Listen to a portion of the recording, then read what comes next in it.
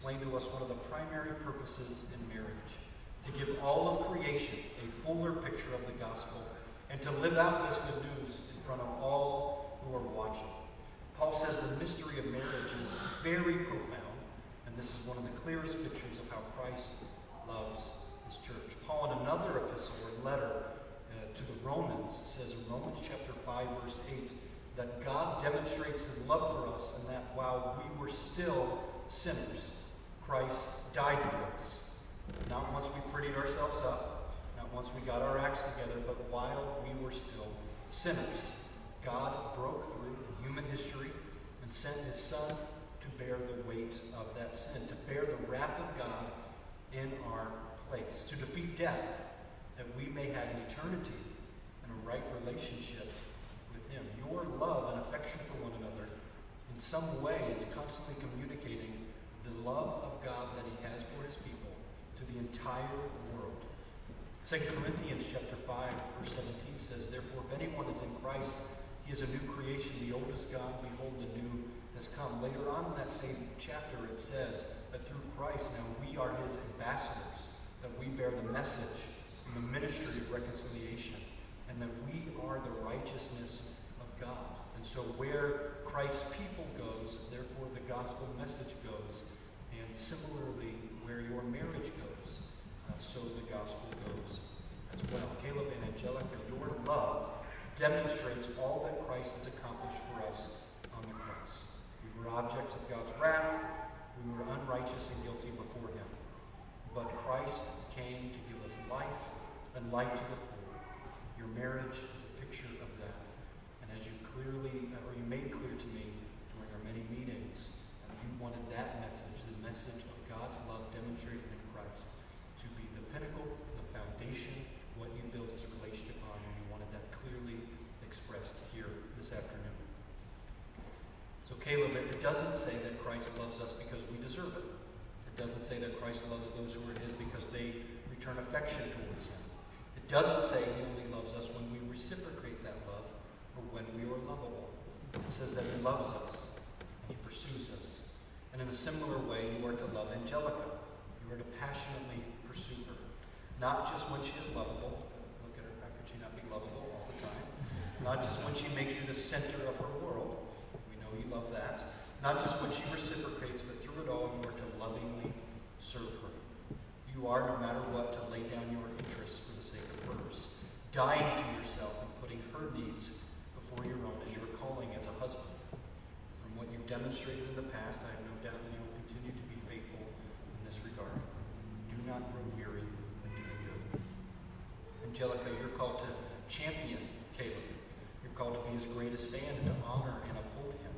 Now, the church is called to honor Christ and to respect him and live for him. And in a similar way, you're called to honor Caleb and to respect him.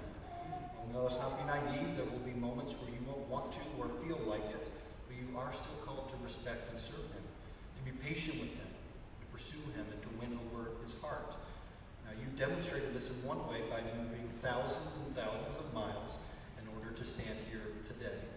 Continue to honor, respect, and serve him. Now, during our times together, leading up to the ceremony, while you were in my office and you were on Google Chat or something like that, I always ask you this question: why do you want to marry this person? And Caleb, you said, because she causes you to pursue Christ. You said Angelica makes a great companion, that she is an amazing helper, and that she encourages you to grow in your walk with Christ. You said she has an amazing and bubbly personality. You said you were looking forward to pursuing her as Christ pursues the church. You said she is very caring, that she is thoughtful, and that she's supportive. Angelica, you said you wanted to marry Caleb because he is an answer to prayer, and that you can't wait to serve him and love him the rest of your life. You said you love him for who he is, and that you can't imagine your future without him. You said he is the man of your dreams, and that even when he looks messy, you still love him. You said he is super honest, and that he loves you for who you are. You said that despite the long distance, he never gave up.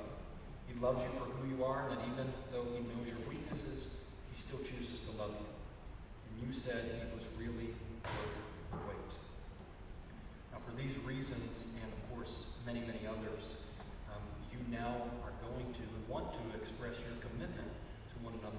by reading your own vows. So we can get those ready.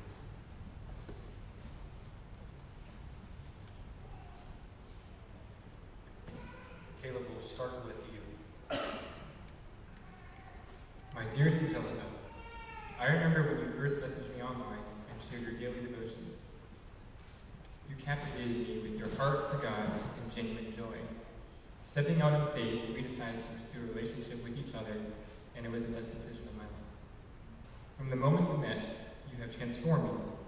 You encouraged me as I finished my thesis and supported me as I moved to a new job in a new city. You always encouraged me to grow in the Lord.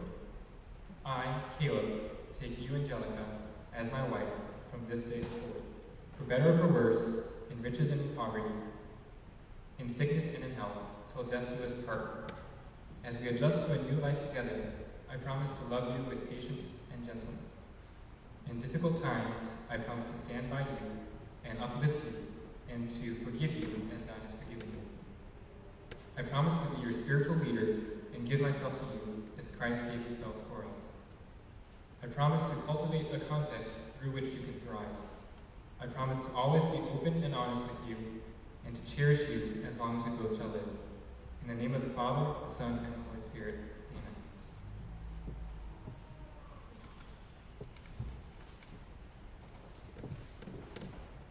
My love, finally, here we are standing in front of God and our loved ones, testifying how God works all things together in His perfect time.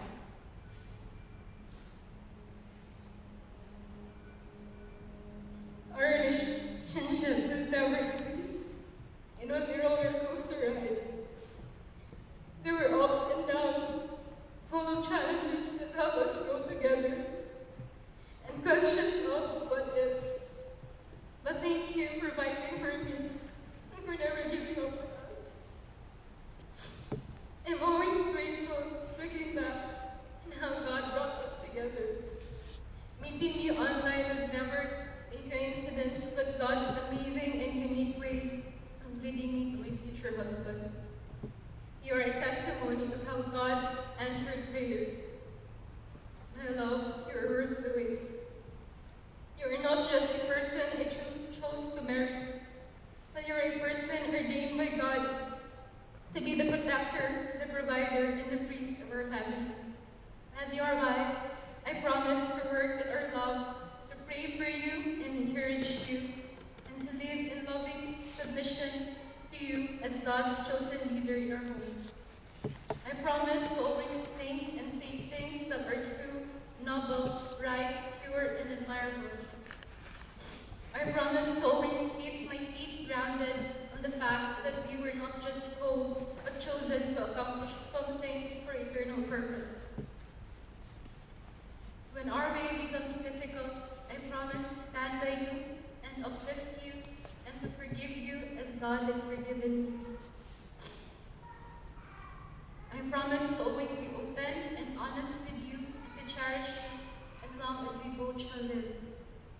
I promise to always remember how God wrote our love story to remind me that you are an answered prayer and to make Jesus as the center of this marriage. I promise to always acknowledge the fact that I can never take care of you with my own strength, but only from the constant renewing strength that comes from the Lord. I will live first unto our God, and then unto you, loving you and obeying you, caring for you and never seeking to please you. Therefore, throughout life, no matter what may be ahead of us, I pledge to you my life as an obedient and faithful wife. I, Angelica, joyfully take you, Caleb, as my husband from this day forth, for better or for worse, in riches and in poverty, in sickness and in health, till death do us part. In the name of the Father, the Son, and the Holy Spirit.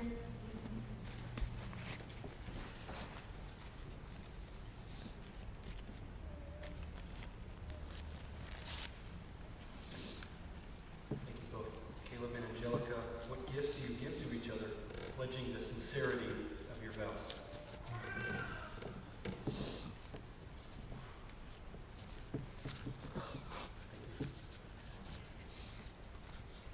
you.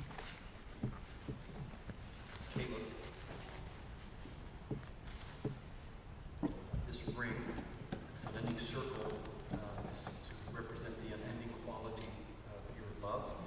The ring's a reminder to you, your commitment today, and a symbol to the world that you belong to each other. So take this ring, place it on Angelica's finger, and please repeat after me. Angelica, because I am confident that God has brought us together, and because I love you, I give you this ring.